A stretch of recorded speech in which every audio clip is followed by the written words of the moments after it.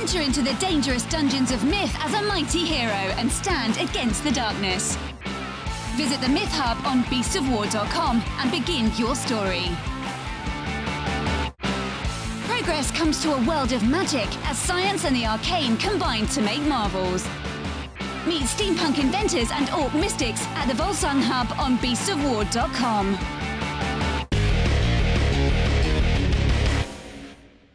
So, hi guys, myself and John are back for...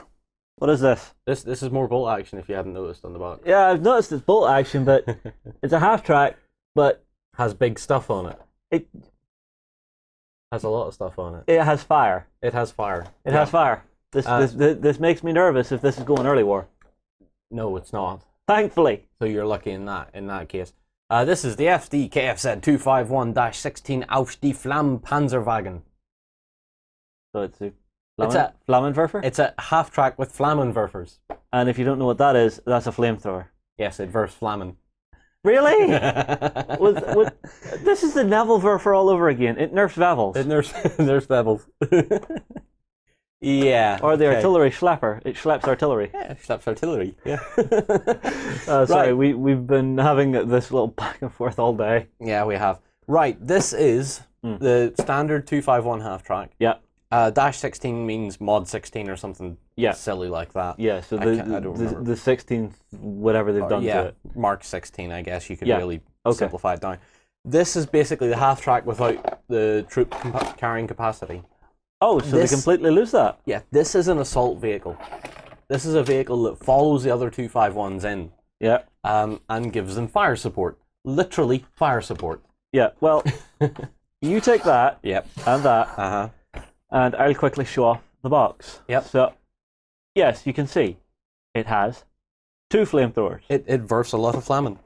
And if you look on the back, it actually still has... Is that an MG42 on the front, or is that another flamethrower? That's another flamethrower. I think that's that's an MG42. So yes, it has the MG on the front, and it has the two flame projectors. Yeah, on the side, which you can see here.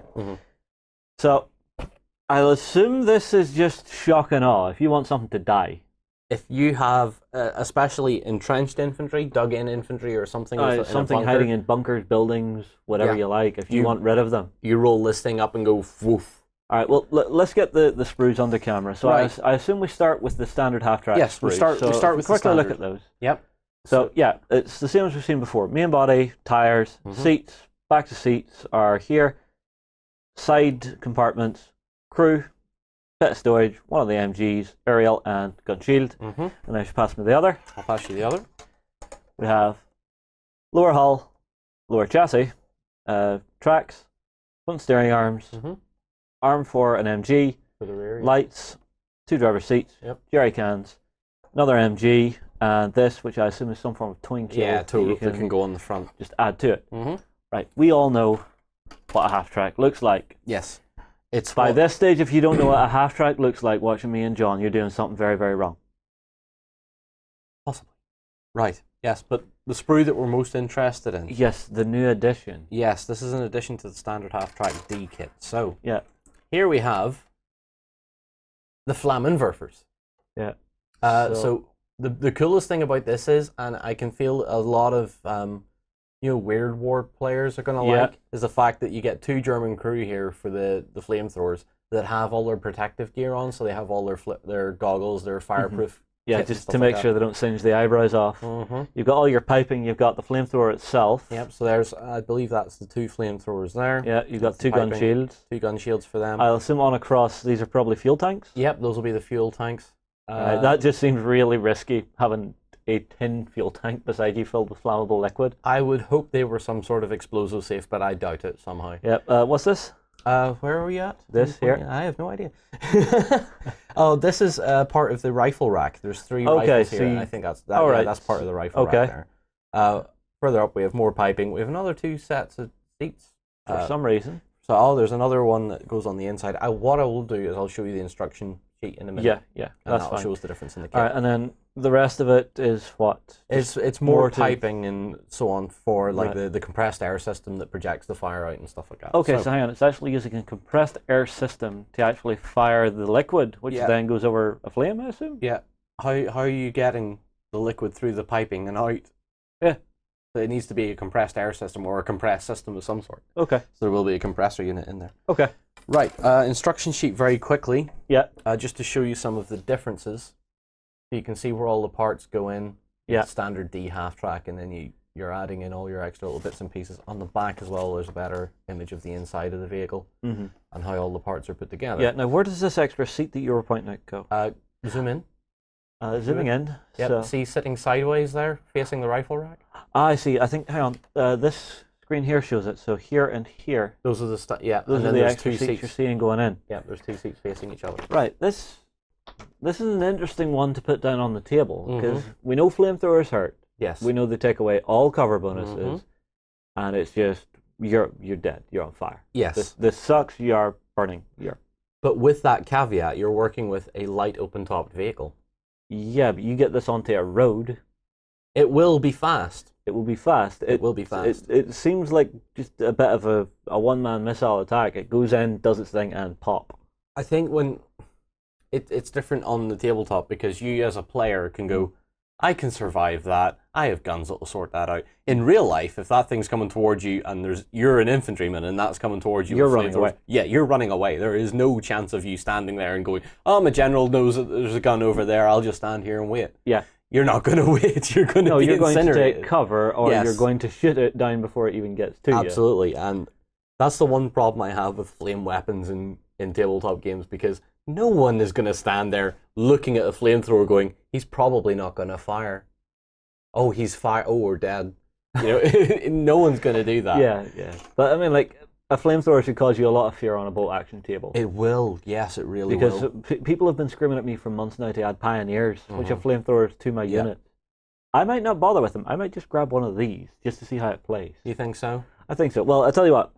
We'll go away, we'll get this built, and then we'll come back to show it off built. Absolutely. And then at a future date, I want to get a game against you with that. So we'll maybe mention it in a weekend or something. Yeah, if we actually manage to do it. Yeah, okay, guys. Myself and John will go ahead and we'll get this built, and we'll be back in a minute. From Viking halls to the cities of the future, terrain buffs will love our foreground hub. Watch gaming tables of all genres come to life at beastsofwar.com. Humanity has been driven from Earth, but now it's time to take it back. Join the Reconquest and fight the Scourge on the Drop Zone Commander Hub at beastsofwar.com. So, we're back. We have the Hanomag. Yes, we have the Flammenpanzer. Wagon. A wagon, yeah, sorry, wagon. Because if it was a Flammenpanzer, that would be a flame tank. Yes, it would be a flame tank, but this is a tank wagon. This is a tanky wagon. Yeah, well, let's have a look at it under the close camera. Here you go. Holy crap. This thing looks so mean. Yeah, one question. They're offset. This looks wrong. They're offset because the half track isn't wide enough to stand back to back. Okay. Yeah, it makes sense. You find, you know, the likes of the American B-17 bombers? Yeah. The waist gunners were offset as well. Ah, I see. Because it wasn't wide enough. They couldn't stand back to back.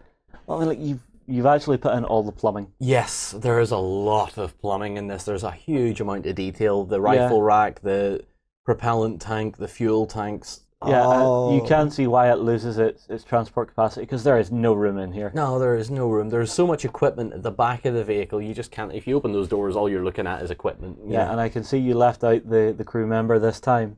Yes. Just because you can't really see him. Yes, because, well, A, I'd forgotten, B, because you can't see him that easily.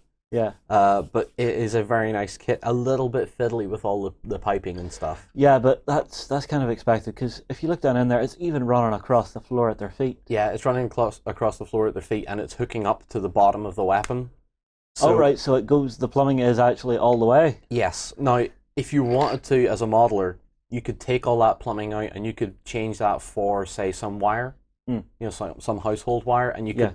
get a bit more flex out of it, and you could maybe pose these weapons a bit differently. I don't know, I kind of like them as they are. Yeah, I mean, I like them as they are, and the crew, the actual crew are so Weird War. They're kind of menacing. If they you look are. at this guy here, Yeah. it's sort of like a faceless guy. A faceless guy with a pair of goggles on. Yeah, it's very, very sinister. Mm-hmm. You know, I'm impressed. So how does this compare to the normal one? I see you have one sitting I have here. the normal one sat in So here. if we go to the wider shot, we'll put one beside the other. So this one has no spare front tire. No, I've changed that out. It's an optional part in the kit. And all right, so you put the tow cable on instead. Yeah, because we were discussing in this one's unboxing about that. So. It's funny because in this, once you look inside it, it actually looks like you've got a fair wee bit of room in there. Yeah, and then when you see the all of a sudden, it's just like, nope, cramped. Nope, no room. Cramped, completely cramped. But these are essentially the same kit.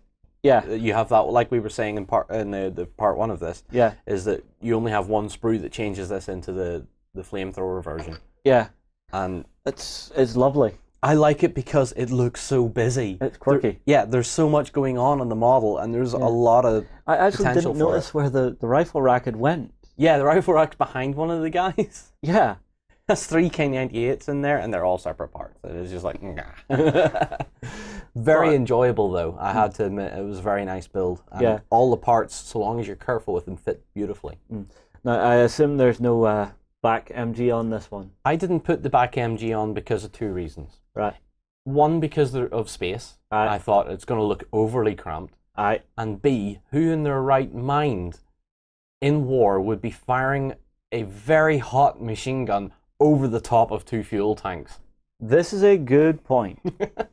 Now, maybe they were crazy enough to do it, maybe, but I couldn't see guys leaning over flammable tanks of fuel and propellant and going to fire a machine gun with hot brass falling down into the floor of that vehicle. Yeah, and if someone forgot to put the fuel cap on, hot thing, and okay, might end well. That's fair enough. This makes sense.